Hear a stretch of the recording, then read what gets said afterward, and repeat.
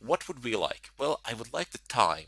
So I would get the hour and the minute and the second. Well, I don't need the second, but for the sake of this tutorial, I'm going to go ahead and use all three. But a good idea is to stick to the hour without the minutes. However, feel free to do what I've done now. It will not cause harm. So percentage %t as an argument will indeed give us the time. So it will give us the you will see it gives the hours, it gives the minutes, and it gives the seconds.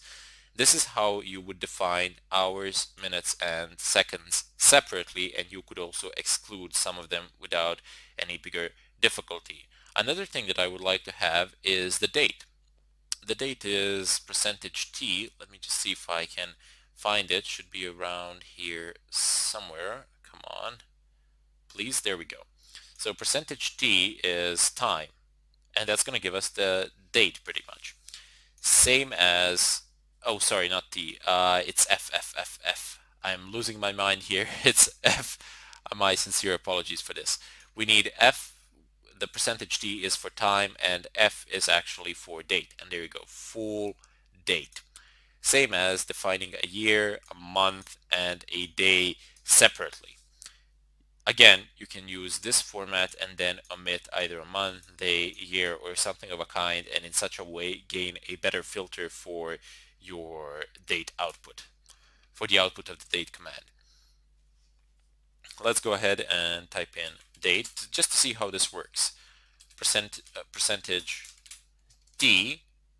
Okay, why isn't this working? Invalid date. Okay, I know. I need a plus.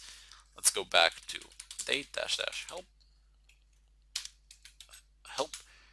If we scroll up to the top, somewhere around here at the top, there we go.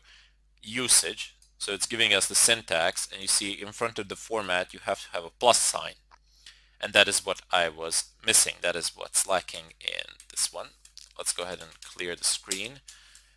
And we're gonna do date space percentage %t. Again, I am a genius. I'm a true genius. I swear. Plus, enter, and there we go. So it's this is the, oops, where is it? Where is it? Come on somewhere. There we go. Excellent. So here it says 1400 hours, 44 minutes, and 8 seconds. That's what we get with this filter. Let's try adding more to this filter. Let's try percentage. This is the same way that you would, for example, say hour, minute, or second, or something of a kind. You just keep on at plus, and then just keep on adding percentage signs along with their along with the letters that correspond to the values that you desire. Let's add something else. Let's add f, full time. So we got the full time. It says 2015, 5th of the 18th, but there is a problem. Well, it's not a technical problem, but it's an aesthetical problem, and therefore it's not very convenient for a human to actually read this. You see, 56 actually combines with the year, so we need to separate that. Let's go ahead and separate that with a minus sign. That seems most convenient thing to do. And there we go. Now it is completely separated. There we go. We have the... Now, I hope that you understand what I'm trying to achieve with this date command. I'm just trying to tag all the file names that will be created with the date of their creation. And that is what the bash script is all about that I have made for the purposes of this tutorial. You see, this is exactly what I have added here. If we try this in the exam without the bash script or without the cron jobs, if we just try to do it like this, I can type in touch test dot come on $, parentheses open, and then type in date space plus. We're gonna get a percentage to it. We're gonna say t and then a hyphen in between, and again a percentage sign, and then f, and then close the bracket, press enter. Okay, it didn't actually output it to the screen, but if we do ls, you see that test is now the name, the file test. This is the name of the file. Look at it. it's dot. And to be honest, most network administrators would usually forego the time part, would forego the hours, the minutes, and seconds.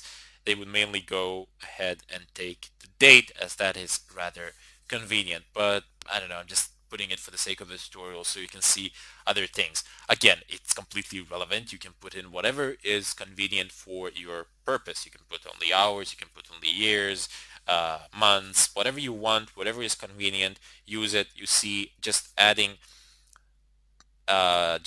these filters is not that hard. Just go to the help menu, percentage sign, and then the corresponding letter to whatever filter you wish. Very simple. If you have any difficulties with it, of course, I am always in the discussion section. Okay, so now that we know what we are doing with this date, let's delete this as I no longer need it. Clear. And we know that the bash script has indeed been created. However, upon creating the bash script, it will not be an executable by default. And that is something that you need to take into consideration. So if I type in chmod -x first.sh, these are the sort of permissions that you will have upon your creation of this bash file, of this bash script. You see, nobody will have any execution privileges of whatsoever, and that can be problematic. I'm going to go ahead, for the sake of convenience, give execution privileges to everybody, but I have taught you how to play around with permissions in the previous tutorials.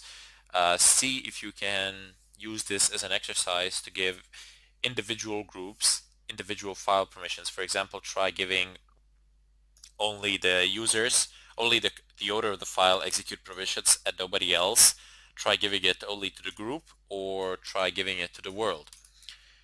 chmod +x, oops, not random guy, but first sh. Excellent. Also make sure that the script is owned by your current user, or at least by a regular user. As you can see from what I've highlighted here, it is owned by random guy, the user, and it is owned by the group under the name of random guy. Okay, then, now that we have this sorted out, let's go ahead and clear this. And finally, let us go into the part that we have all been waiting for, which is cron tab. Now we're gonna create a cron job for a specific user. There are system-wide cron jobs and there are user cron jobs. For the time being, we're gonna stick to the user cron jobs, where we will go ahead and type in hyphen u. What else shall we type in here? Yep, random guy and space. We can use L to list the current cron jobs that exist, none exist, or we can use -E to actually enter and start editing the cron jobs. Now I am running a bit short on time here, and I will continue in the follow-up tutorial where we will create these cron jobs and where we will see what we can actually do with them from a live example, so to say. In any case, I bid you farewell, and I hope to see you in the follow-up tutorial. Welcome back, everybody. Let's just continue. So we have opened a cron tab in order to edit it and schedule a task. Just in case you are tuning in now, or you have made a break or something of a kind in between the tutorials, let me just go ahead and clear this screen. I have used this command in order to create a cron job for a specific user. That user is random guy, and to create a cron tab and to edit a cron tab for that user, use -E. That's it. You enter it. Just press enter. That's it. Now, when you open up your cron tab files, you will not have this where it says min, hour, DOM, MON, DOW, and CMD. This I have created for convenience purposes, but also to teach you something. You see this a bar sign. I call it a bar sign, but I'm sure that there's a proper name somewhere in the net for it. Feel free to correct me in the discussion section. I will be more than willing to accept.